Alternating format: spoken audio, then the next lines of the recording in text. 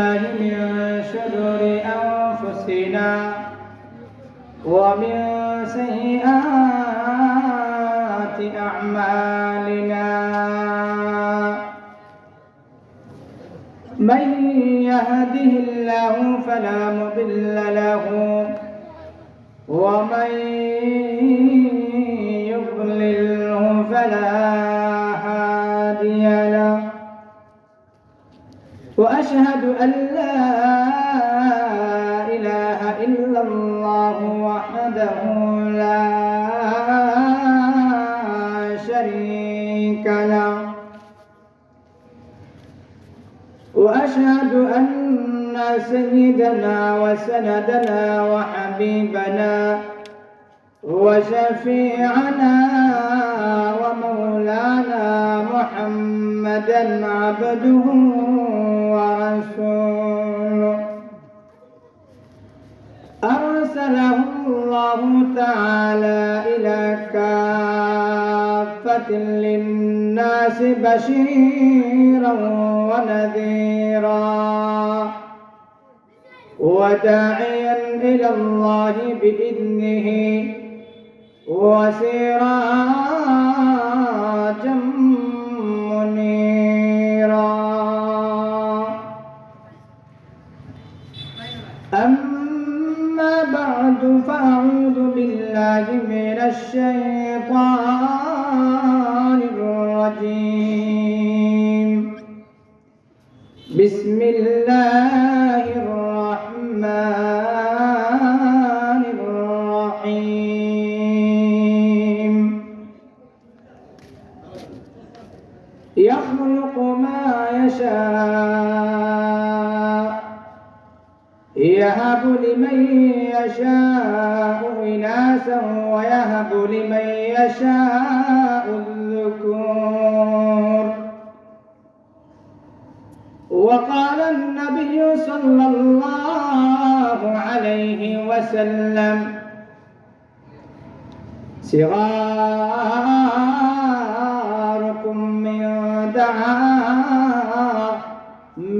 دعاميص الجنة أو كما قال عليه الصلاة والسلام صلى الله على سيدنا ومولانا محمد وعلى آله وأصحابه وسلم صلى الله على سيدنا ومولانا محمد وعلى آله وأصحابه وسلم لا إله إلا الله لا إله إلا الله كونين مختار خداتم كبنايا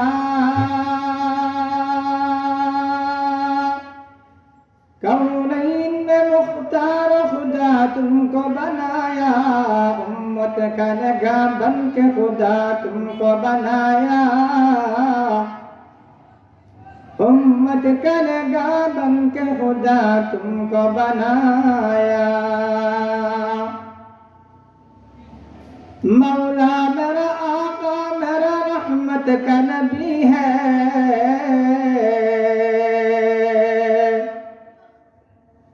मौला मेरा आका मेरा रहमत का नबी है तजदार मदीना तो रसूल अरबी है तजदार मदीना तो रसूल अरबी है अशजार ने देते हैं नबूवत की शहादत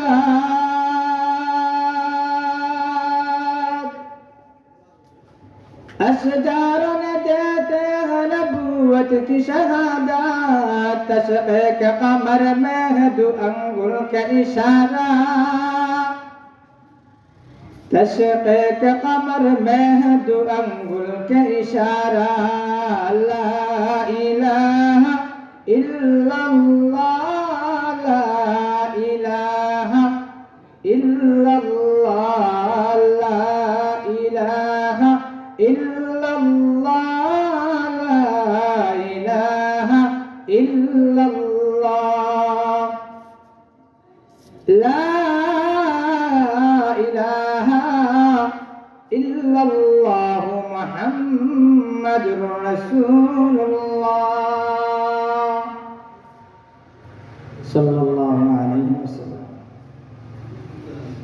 الحمد لله ঐতিহ্যবাহী জোড়াপুর ইমদাদুল উলুম মুকাম বাজার রাজনগর মৌলভী বাজার এর ৭২তম ওয়াজ মাহফিলের সম্মানিত সভাপতি সাহেব, দিগর উলামায়ে কেরাম, ওয়াজিবুল ইহতিরাম, ছাত্র ভাইয়েরা, পর্দার আড়ালে পর্দানিশীন মা ও বোনেরা, জাকিরিন শাকিরিন আল্লাহ ওয়ালা,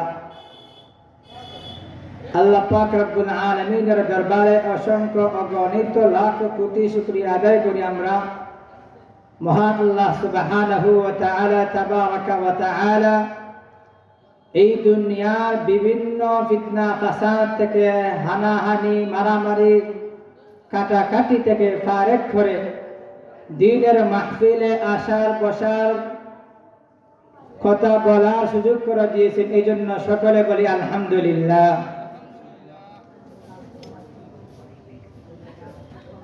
আল্লাহ তাআলার মায়া, মমতা, স্নেহ, দয়া ছাড়া কোনো নেক আমল করা যায় না। আল্লাহ পাক রব্বুল আলামিন যাকে তৌফিক দিবেন ভালো কাজ করার জন্য, নেক কাজ করার জন্য, সেই একমাত্র সুযোগ পাবে।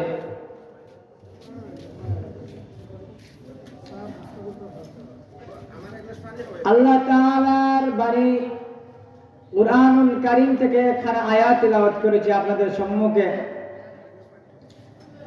ওই আয়াতের উপর কিছু কথা বলে নবীর একটি হাদিস পাঠ করেছি। ওই হাদিস থেকে কিছু আলোচনা করে আমি আমার সংক্ষিপ্ত বক্তব্য এখানে শেষ করব ইনশাআল্লাহ। আল্লাহ তাআলা দুনিয়ার মধ্যে মানুষকে প্রেরণ করেছেন। এই বিশাল বড় দুনিয়া, সাত আসমান সাত জমিন, আল্লাহ পাক রব্বুল আলামিন কার জন্য প্রেরণ করেছেন, কার জন্য বানিয়েছেন, কার জন্য সৃষ্টি করেছেন? এই উম্মতের জন্য আল্লাহ পাক রব্বুল আলামিন বিশাল আসমান, কোনো কুটি নাই, বিশাল সমুদ্র, বছর পেরিয়ে যায় কিন্তু নদীগুলা শুকায় না, সাগরগুলা শুকায় না। আল্লাহ পাক রব্বুল আলামিন জমিন বানিয়েছেন। ওই জমিন থেকে আমরা আমাদের ফায়দা হাসিল করি। ওই জমিন থেকে আমরা ফসল তুলি। ওই ফসলগুলা খেয়ে দেন আল্লাহ রাব্বুল আলামিন। আসমান থেকে বৃষ্টি দেন আমাদেরকে। আল্লাহ পাক রব্বুল আলামিন আসমান থেকে বৃষ্টি নাযিল করেন। وأنزلنا من السماء ماء طهورا। আল্লাহ পাক রব্বুল আলামিন বৃষ্টি দেন। ওই বৃষ্টি হলে আমাদের ফায়দা হাসিল করি, আমরা ফায়দা নেই। আমাদের তরলতা ওই পানির দ্বারা হয়। এখন বৃষ্টি নাই, পাতাগুলা গাছগুলা কেমন যেন শুকিয়ে আছে। ওই শীতকালীন সময়টাও আল্লাহ রাব্বুল আলামিনের দরবারে অনেক মূল্যবান, অনেক দামি। শীতকালীন সময়টা হয়, রাতটা হয় লম্বা, দিনটা হয় ছোট, শীত চলে গেছে। আল্লাহর নবী বলেন আশ-শিতাউ রাবিউল মুমিন, শীত হলো মুমিনের জন্য গনিমত। শীতকাল হলো মুমিনের জন্য গনিমত। কিভাবে? তাবা লাইলুহু,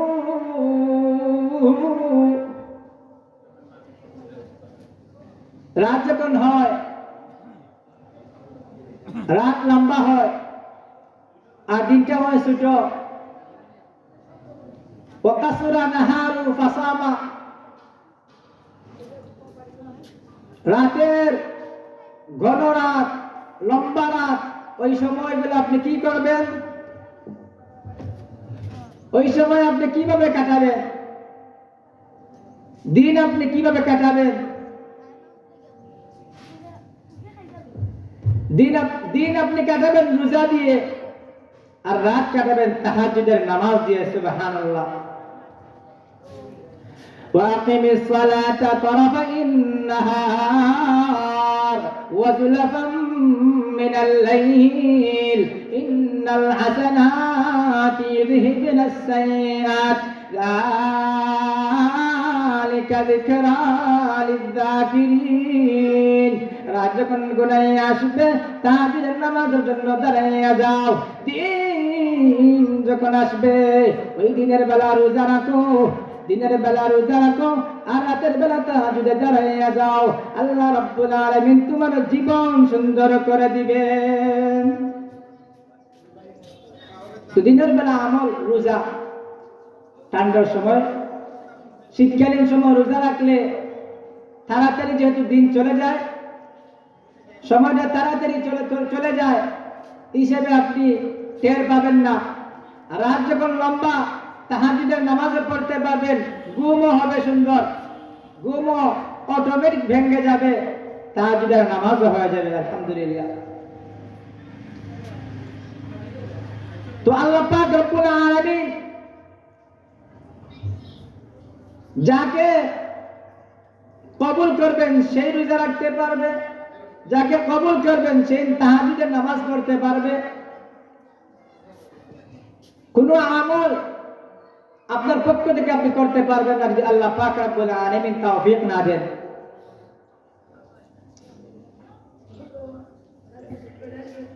এই জন্য আল্লাহ পাক রব্বুল আলামিন যা চান তাই করতে পারে, কিন্তু মাখলুক পারে না, মানুষ পারবে না।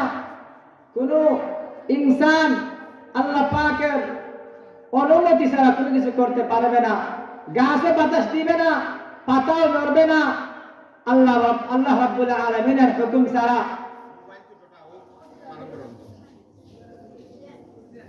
আল্লাহ পাক রব্বুল আলামিন মানুষের মধ্যে দেখে যায় অনেক মানুষ, কিছু মানুষের হাত নাই, কোন মানুষের পাও বেঁকা, কোন মানুষের কান নাই, হাত নাই, হাত থাকলেও আবার ওই হাতটা কেমন জানি বাঁকা হয়ে আছে। জিজ্ঞেস করলে আপনার এই অবস্থা কেমনে হলো? আল্লাহর বান্দা বলে এগুলা আমি আমার মন থেকে করি নাই, আল্লাহ রাব্বুল আলামিন আমাকে দিয়েছেন। অনেক মানুষ চেরা থাকে, অনেক মানুষ অন্ধ হয়, অনেক মানুষ বুবাও হয়। ওই এমত অবস্থায়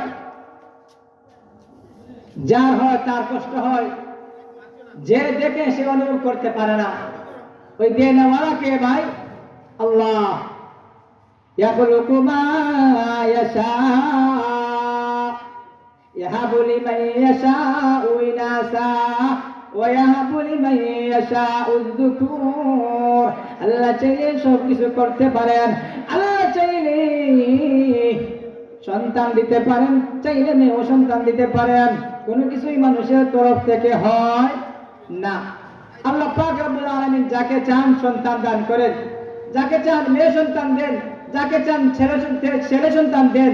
আল্লাহ রাব্বুল আলামিনের ইচ্ছা। কোন মানুষ কোনদিন তার ইচ্ছা মতো ছেলে সন্তান জন্ম দিতে পারবে না। কোনো মানুষ কোনোদিন তার ইচ্ছা মতো কোনোদিন মেয়ে সন্তানও জন্ম দিতে পারবে না যদি আল্লাহ পাক রব্বুল আলামিন না দেন। এটা বুঝতে হবে। বর্তমান যুগ যদি মেয়ে সন্তান হয়, এর আগেও তো অনেক সময় খবর পাওয়া যায়,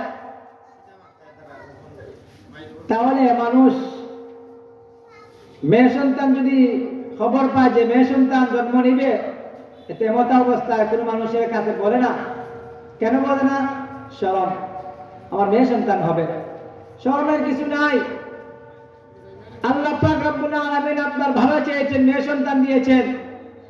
আল্লাহ পাক রব্বুল আলামিন যদি আপনার ভালো চাইতেন, ছেলে সন্তান দিতে পারতেন। আল্লাহ ভালো চেয়েছেন বলে মেয়ে সন্তান দিয়েছেন, ভালো চেয়েছেন বলে ছেলে সন্তান দিয়েছেন। এই সব কিছুর উপর আপনার সন্তুষ্ট থাকতে হবে। যদি আপনি মেয়ে সন্তান হলে আপনি বেজার হয়ে যান, মালিন্যতা করেন, মন ভেঙে ফেলেন, তাহলে তো সমস্যা। এটা দিছে কে? আল্লাহ পাক রব্বুল আলামিন দিয়েছেন। এই জন্য মেয়ে সন্তান হলেও খুশি, ছেলে সন্তান হলেও খুশি। দেওয়ার মালিক একমাত্র আল্লাহ। বলাও তো যায় না এই মেয়ে সন্তানটা আপনার জন্য নাজাতের উসিলা হয়ে দাঁড়াবে। মেয়ে সন্তান আল্লাহ রাব্বুল আলামিনের তরফ থেকে অনেক বড় একটা নিয়ামত। আল্লাহর পয়গম্বর হযরত ইমরান আলাইহিস সালাতু ওয়াস সালাম সূরাতুল ইমরান নামে একটা সূরা আছে কোরআন শরীফের মধ্যে। হযরত ইমরান আলাইহিস সালাতু ওয়াস সালাম মারা গেলেন। আল্লাহর বান্দির মনে মনে উনি চিন্তা করলেন, আমার সন্তান বুঝি হবে ছেলে সন্তান। আমার ছেলে সন্তান হলে ওই ছেলে সন্তানকে আমি বাইতুল্লাহর জন্য মান্নত করলাম, বাইতুল্লাহর জন্য মান্নত করলাম, আমি আল্লাহর রাস্তার জন্য মান্নত করলাম। আল্লাহ বলেন, রব্বি ইন্নী নাযারতু লাকা মা ফি বাতনি মুহাররারা ফাতাকাব্বাল মিন্নী ইন্নাকা আনতাস সামিউল আলীম। আমি আমার ওই সন্তানকে বাইতুল্লাহর জন্য, আল্লাহর রাস্তার জন্য মান্নত করলাম। যদি আমার সন্তান হয়, ছেলে সন্তান হয়, আর মেয়ে সন্তান হলে তো কোনো কথা নাই। এটা হলো হযরত ইমরান আলাইহিস সালাতু ওয়াস সালামের স্ত্রীর মনের কথা। এবার দেখা গেল কয়েকদিন পর সন্তান জন্মগ্রহণ করলো। ইমরান আলাইহিস সালাতু ওয়াস সালামের স্ত্রী জন্ম দিলেন, মেয়ে জন্ম দিলেন। ইন্নী ওয়াদাতুহা উনসা। ইমরান আলাইহিস সালাতু ওয়াস সালামের স্ত্রী বলেন, আমার মনে মনে ধারণা ছিল আমি বুঝি ছেলে সন্তান জন্ম দিব, এবার তো দেখি আমি মেয়ে সন্তান জন্ম দিলাম। ওনার মনে মনে আসলো, আমি এবার চলবো কিভাবে? আমার ভরণ পোষণের দায়িত্ব কে নিবে? আল্লাহ বলেন, টেনশনের কোনো কারণ নাই, এর মধ্যে কল্যাণ আছে। আমাদের এই জামানায় হাজারো সন্তান আছে, ছেলে সন্তানের চেয়ে মেয়ে সন্তান ভালো না? ভালো কিনা ভালো না? হাজারো ছেলে সন্তান আছে, মাদের বাবাদের কোনো খেয়াল নাই, মা বাবাদের নিয়ে খেদমত নিয়ে কোনো চিন্তা নাই। কিন্তু দেখা যায় মেয়েগুলা যা করে ছেলে সন্তান হচ্ছে আর বেশি করে।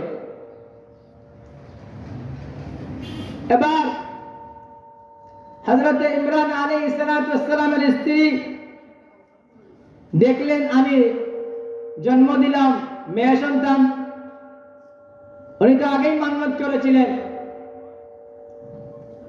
আমার যদি ছেলে সন্তান হয় তাহলে আমি বাইতুল্লাহ আল্লাহ রাস্তায় দিয়ে দিব। এখন দেখা গেল মেয়ে সন্তান। এবার ইমরান আলাইহিস সালাতু ওয়াস সালামের মেয়েকে এর লালন পালন কে নিবে? ভরণ পোষণের দায়িত্ব কে নিবে? নেবার মতো তো কোনো মানুষ নাই। এবার দেখা যায় লটারির প্রয়োজন। লটারি কিসের প্রয়োজন? লটারির প্রয়োজন। আমরা তো বর্তমান যুগে যে লটারির প্রচলন আছে, এটা জায়েজ কিনা মুফতি সাহেবরা বলবে। এটা জায়েজ কিনা? আগের যুগে লটারি হতো জিহাদের ময়দান নিয়ে, সাহাবায়ে কেরামদের মধ্যে লটারি হতো।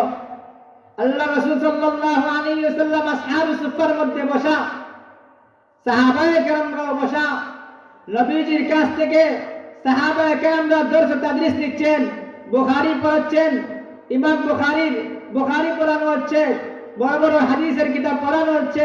আল্লাহ রাসূল সাল্লাল্লাহু আলাইহি ওয়াসাল্লাম উস্তাদ ছিলেন। আর বড় বড় সাহাবী হযরত আবু হুরায়রা, হযরত আনাস ইবনে মালিক, হযরত আব্দুল্লাহ ইবনে আব্বাস, হযরত ইবনে মাসউদ রাদিয়াল্লাহু তাআলা আনহু, এইরকম বড় বড় সাহাবী নবীজির কাছ থেকে দরস নিয়েছেন, নবীজির কাছ থেকে দরস নিচ্ছেন। বড় বড় সাহাবীরা আবু হুরায়রা রাদিয়াল্লাহু তাআলা আনহু প্রায় 5000 হাদিস বর্ণনা করেছেন।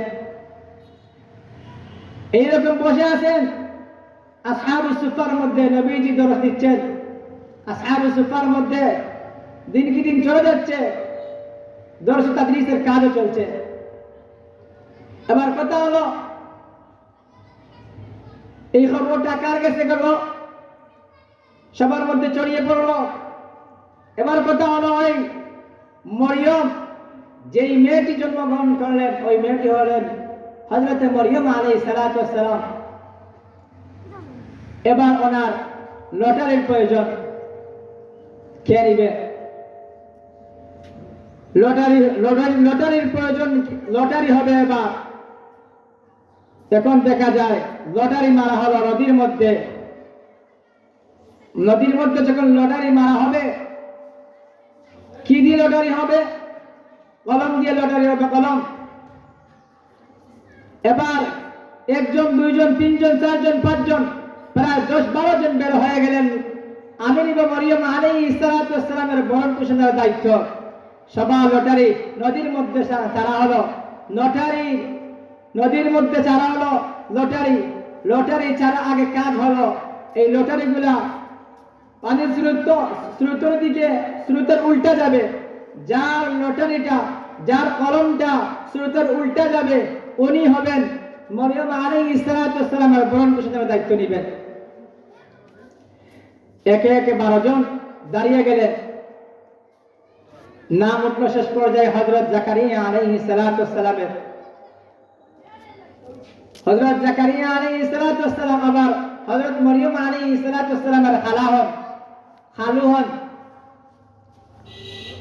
মরিয়ম আলাইহিস সালাতু ওয়াস সালামের ভরণ পোষণের দায়িত্ব শেষ পর্যায়ে হযরত জাকারিয়া আলাইহিস সালাতু ওয়াস সালাম পেলেন।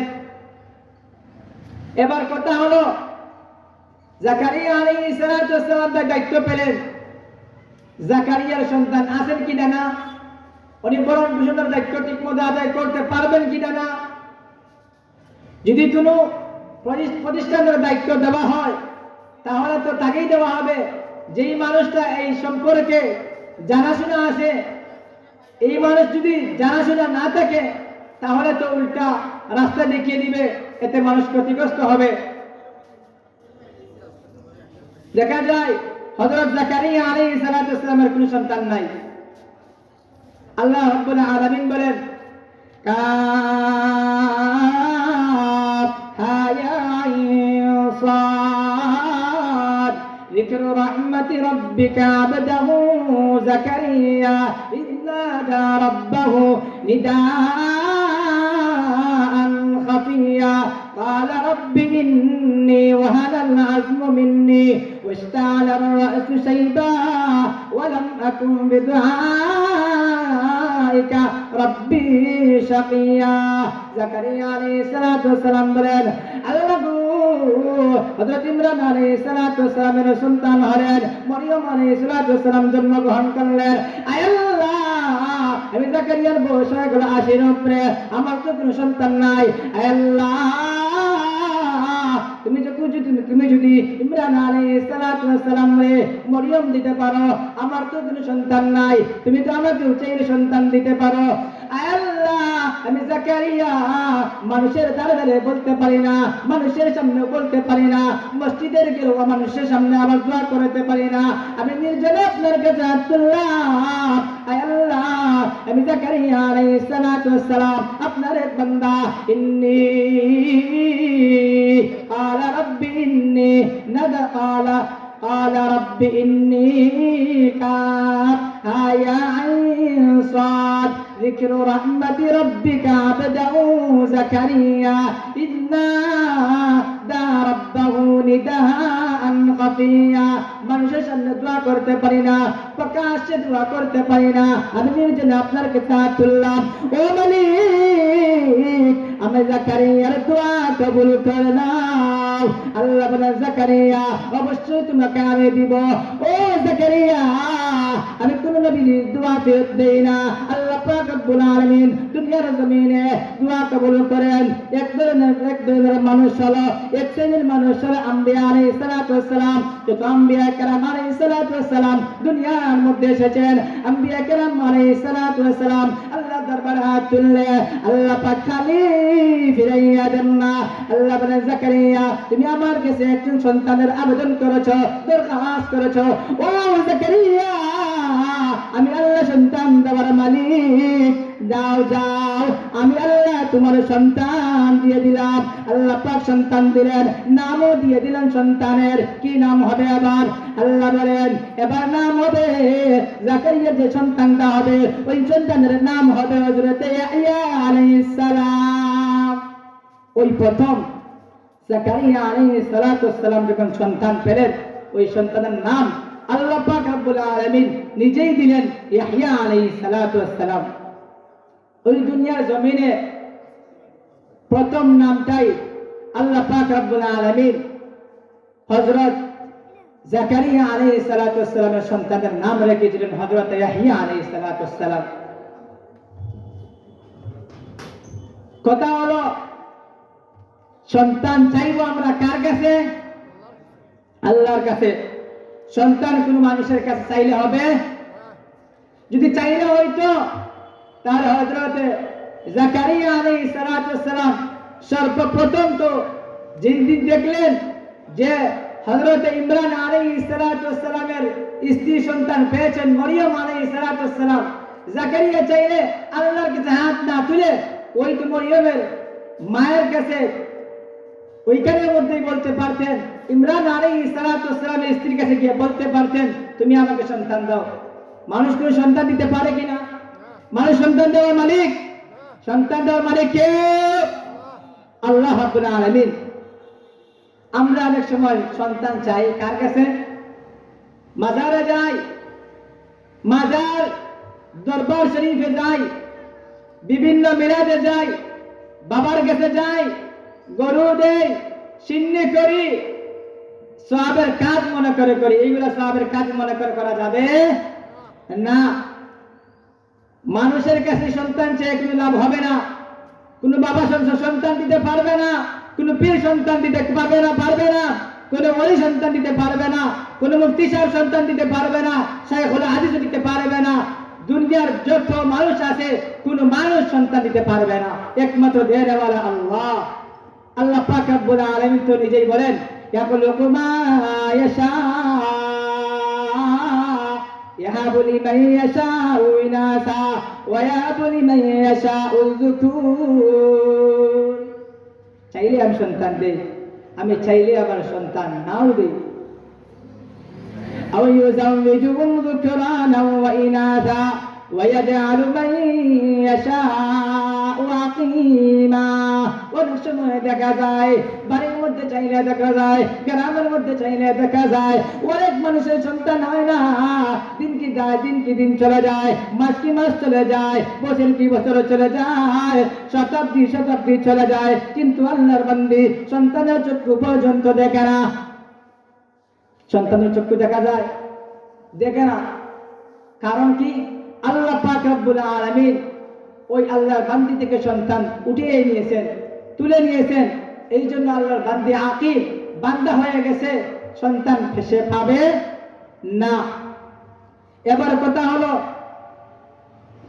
হযরত জাকারিয়া আলাইহিস সালাম ভরণ পোষণের দায়িত্ব পেলেন।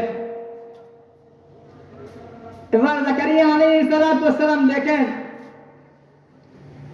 মরিয়মের কাছে গেলে বিভিন্ন জিনিসের ফলমূল, যেই ফলমূলগুলা সৃজন ছাড়া, এখন বর্তমান সিজন চলছে, বড়ইয়ের সিজন চলছে, বড়ই পাবেন। মালটা, কমলা, আপেলের সিজন চলছে, ওই সময় ওই ফলটা পাবেন, এর ব্যতিক্রমে কোন ফল পাবেন না। কিন্তু দেখা যায় আল্লাহ পাক রব্বুল আলামিন হযরতে মরিয়ম আলাইহিস সালামকে এমন সময়, যেই সময় কোন ফলের সিজন নাই, আঙ্গুরের সিজন নাই, আঙ্গুর পাওয়া যায় মরিয়মের কাছে গেলে, আপেল নাই, আপেলের সিজন নাই, আপেল পাওয়া যায় হযরতে মরিয়ম আলাইহিস সালামের কাছে গেলে আল্লাহ পাক রব্বুল আলামিন বুঝাইতে চাইলেন, ও জাকারিয়া, সন্তান দেওয়ার মালিক তো আমি আল্লাহ। তুমি মরিয়মের কাছে চাও, তুমি মরিয়মের দিকে তাকাইয়ে দেখো, ওই মরিয়মের কাছে গেলে যেই সময় সিজন নয়, আঙ্গুরের সিজন নয়, আমি আল্লাহ আঙ্গুর দিয়েছি, মালটার সিজন নয়, আমি আল্লাহ মালটা দিয়েছি। এর দ্বারা বুঝাইতে চাইলেন যদি মরিয়ম সিজন ছাড়া ফল পাইতো, ফল পায়, তুমি কেন জাকারিয়া? তোমার তো কোনো বয়স নাই, তোমার তো বয়স অবাক হয়ে গেছে, 80 হয়ে গেছে, 82 হয়ে গেছে, তুমি কিভাবে সন্তান পাইবা? ও জাকারিয়া, নিরাশ হইও না, মরিয়মের দিকে তাকাও। মরিয়মের ঘরের মধ্যে যেইভাবে এখন সিজন নাই, আঙ্গুরের সিজন নাই, আপেলের সিজন নাই, মরিয়মের কাছে সিজনবিহীন ফল আছে। তুমি আল্লাহ, আমি আল্লাহ চাইলে তোমাকে সিজন ছাড়া ফল দিতে পারি। এই জন্য হযরত জাকারিয়া আলাইহিস সালাম এটা দেখার পর, মরিয়মের অবস্থা দেখার পর নিরাশ আর হইলেন না, হাত উঠাই আল্লাহ রাব্বুল আলামিনের কাছে দোয়া করলেন। কোন পর্যায়ে গিয়েছিলেন হযরত জাকারিয়া? হযরত জাকারিয়া আলাইহিস সালামের চুলগুলো পেকে গিয়েছিল। হাড্ডি, মানুষ যখন বৃদ্ধ হয়ে যায়, বয়স হয়ে যায়, ওই সময় মানুষের শরীরের অবস্থা তেমন ভালো থাকে না, মানুষ শুকিয়ে যায়, শরীরের হাড্ডিগুলা বেঁচে থাকে, চুলগুলা পেকে যায়, বার্ধক্যের সময় চলে আসে। ওই পর্যায়ে চলে গেছেন হযরত জাকারিয়া। এরপর যখন দেখলেন মরিয়মের কাছে তো সৃজনবিহীন ফল পাওয়া যায়, মরিয়মের কাছে যদি সৃজন ছাড়া সৃজনবিহীন ফল পাওয়া যায়, তো যে আল্লাহ মরিয়মকে ফল দিয়েছেন ওই আল্লাহ কি আমাকে দিবেন না? অবশ্যই দিবেন। আল্লাহর কাছে হাত রেখে দোয়া করলেন। আল্লাহ পাক রব্বুল আলামিন হযরত ইয়াহইয়া আলাইহিস সালামকে দান করলেন। তারপরও শেষ না, ইয়াহইয়া আলাইহিস সালামকে হযরত জাকারিয়া আলাইহিস সালাম দোয়া করলেন, সন্তান দিলেন, আবার নামও দিয়ে দিলেন ইয়াহইয়া। এই প্রথম নাম আল্লাহ রাব্বুল আলামিন হযরত জাকারিয়া আলাইহিস সালামের সন্তানের নাম রেখে দিলেন। এখন আসেন, বর্তমানে আমাদের অনেক সন্তান আদি হয়, কিন্তু আল্লাহ রাব্বুল আলামিন নিয়ে নেন। এই সন্তান মানুষের বিয়ের পর সন্তান যদি না আসে তার জীবনে, তাহলে আপনি তাকে লক্ষ কোটি টাকা দিয়েও খুশি করতে পারবেন না। লক্ষ কোটি কি পুরা জমিন দিতে, এই পুরা জমিন আপনি তাকে টাকা পয়সা, সোনা দানা, মনে মুক্তা হীরা দিয়ে দেন, তারপরও ওই মানুষের মনকে আপনি খুশি করতে পারবেন না। তার ভিতরে হায় হতাশ আছে কিনা নাই? আছে কিনা নাই? আছে। অনেক মানুষ আছে, বিয়ে হয়ে গেছে, সন্তান নাই, 1 বছর, 2 বছর, 3 বছর, 4 বছর, 5 বছর, 10 বছর চলে গেছে, কিন্তু সন্তান নাই। আপনার দৃষ্টান্ত হলো হযরত জাকারিয়া আলাইহিস সালাম। আপনার শিক্ষা গ্রহণ করা হলো হযরত জাকারিয়া আলাইহিস সালাম। আপনার শিক্ষা গ্রহণ করবেন হযরত ইব্রাহিম আলাইহিস সালামকে দেখে। আল্লাহ রাব্বুল আলামিন ইব্রাহিম আলাইহিস সালামকে কি পরীক্ষার মধ্যে ফেলেছিলেন? ইব্রাহিম আলাইহিস সালাম আল্লাহর কাছে দোয়া করলেন, রব্বি হাবলি মিনাস সালিহিন, আয় আল্লাহ, আমি ইব্রাহিমের কোনো সন্তান নাই। আয় আল্লাহ, ও পরওয়ারদিগার, আমি ইব্রাহিমকে সন্তান দিয়ে আমার কুলটা আপনি ঠান্ডা করে দেন। ইব্রাহিম আলাইহিস সালাম দোয়া করলেন। দোয়া করতে করতে করতে করতে ৮৬ বছর চলে যায়। ৮৬ বছর যাওয়ার পর আল্লাহ রাব্বুল আলামিন হযরত ইসমাঈল আলাইহিস সালামকে দান করলেন। হযরত ইসমাঈল আলাইহিস সালাম দুনিয়ার মধ্যে আসলেন। ইসমাঈল আলাইহিস সালামের পর এবার জন্মগ্রহণ করলেন হযরত ইসহাক আলাইহিস সালাম। ইসমাঈল যখন দুনিয়ার মধ্যে আল্লাহ পাক রব্বুল আলামিন পাঠাইলেন, পাঠানোর পর ইব্রাহিম আলাইহিস সালামকে আল্লাহ পাক রব্বুল আলামিন পরীক্ষা করার জন্য বলেন, ও আবিব, আপনাকে যে সন্তান দিয়েছিলাম আমি হযরত ইসমাঈল আলাইহিস সালাম দিয়েছিলাম, ও ইব্রাহিম, ওই সন্তানকে আমার নামে কুরবানি করো। পরীক্ষা করার জন্য দেখলেন হযরত ইব্রাহিম আলাইহিস সালাম।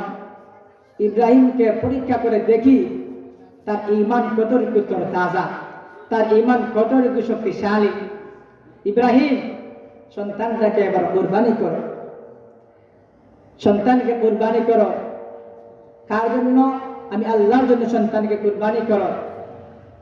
হযরত ইব্রাহিম আলাইহিস সালামকে, ইব্রাহিম আলাইহিস সালাম মনকে শান্ত রাখতে লাগলেন। বয়স অনেক পেরিয়ে গেল, ৮৬ বছর, ৮৫ বছর, ৮৬ বছর, প্রায় ৯০ এর কাছাকাছি হয়ে গেল। সন্তান মাত্র আমি পেলাম, আল্লাহ পাক রব্বুল আলামিন আমাকে দিলেন। ওই সন্তান বুঝে আবার কুরবানি করব। বলেন আল্লাহ, ঠিক আছে, আপনার প্রস্তাবে আমি রাজি, আমি আমার সন্তানকে কুরবানি দিব। এবার ইসমাঈল আলাইহিস সালামকে বললেন, হযরত ইসমাঈল, বাবা, তোমাকে আমি স্বপ্নে দেখেছি কুরবানি করতেছি, তোমার মত কি, তোমার মতামত কি, তোমার মতামত পেশ করো। ইব্রাহিম আলাইহিস সালাম যতটুকু ঈমান, বাপ का बेटा হযরত ইসমাঈল আলাইহিস সালাম বলেন, বাবা, আপনাকে যে আদেশ করা হয়েছে, যে নির্দেশ করা হয়েছে, আপনি একটুখানি, একটা সেকেন্ডের জন্য বিলম্ব করবেন না, আপনি ঠাই করেন। সুবহানাল্লাহ। এটাই হলো সাহাবায়ে কেরামদের, নবীগণের ঈমান কতটুকু শক্তিশালী ছিল দেখেন। বাবার যেমন ঈমান, ছেলেরও তেমন ঈমান। শেষ পর্যায়ে হযরত ইব্রাহিম আলাইহিস সালামের কুরবানি আল্লাহ কবুল করলেন, আল্লাহ পাক রব্বুল আলামিন। এবার বুঝানোর বিষয় হলো, ইব্রাহিম আলাইহিস সালাম সন্তান পেয়েছেন, কার কাছে বলেছিলেন? আল্লাহর কাছে। জাকারিয়ার সন্তান নাই, সন্তান পাওয়ার জন্য কার কাছে বলেছিলেন? আল্লাহর কাছে। ইমরান আলাইহিস সালামের সন্তান নাই, সন্তানের কথা কার কাছে বলেছিলেন? আল্লাহর কাছে। বিষয় বুঝার জন্য বলছি, সন্তান কোনোদিন কোনো মানুষ দিতে পারে না, কোনো পীর দিতে পারে না, কোনো মাজার দিতে পারে না। গত কয়েকদিন আগে এক জায়গার মধ্যে গিয়েছিলাম, তো আল্লাহর এক বান্দি বলে, অমুক মাজারের মধ্যে আমি গিয়েছি, যাবার পর আমার সন্তান হয়েছে। নাউজুবিল্লাহ বলবেন না। আরে সন্তান কি কোনো মানুষ দিতে পারে? কোশ্চেন কারো কোনো মানুষ দিতে পারবে না। তো উনি ভাবছে যে আমি মাজারে গেছি, টাকা পয়সা দিছি, দোয়া করছি, আল্লাহ আমাকে দিয়ে দিছে। কোন মাজার, ওলি আল্লাহ, খানকা, এগুলো সফর করবেন, তাই বলি শিরিক করা যাবে না। এবার আসেন, সন্তান যার নাই, তার কতটুকু একটা সন্তানের জন্য মায়া, মমতা, বেদনা। যার সন্তান নেই সেই তো বুঝে। আল্লাহ নবীর সাহাবী হযরতে আবু হুরায়রা রাদিয়াল্লাহু তাআলা আনহু, অন্যান্য সাহাবী তো আছেন, ছিলেন, কিন্তু আবু হুরায়রা রাদিয়াল্লাহু তাআলা আনহু একটু বেশি হাদিস নবীজির কাছ থেকে শুনেছেন, বেশি হাদিস বর্ণনা করেছেন। আবু হুরায়রার কাছে এক ব্যক্তি গিয়ে বলল, আবু হুরায়রা, আমার সন্তান আল্লাহ পাক রব্বুল আলামিন আমাকে দুইজন সন্তান দিয়েছিলেন।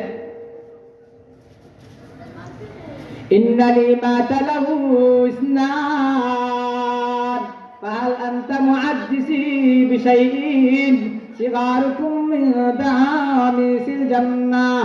ও আবু হুরায়রা, আমি তোমার কাছে আসলাম, তুমি নবীজির কাছ থেকে হাদিস শোনো, নবীজির কাছ থেকে হাদিস শিখো।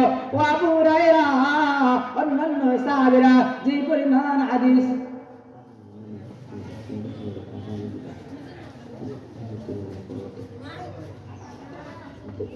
আবু হুরায়রা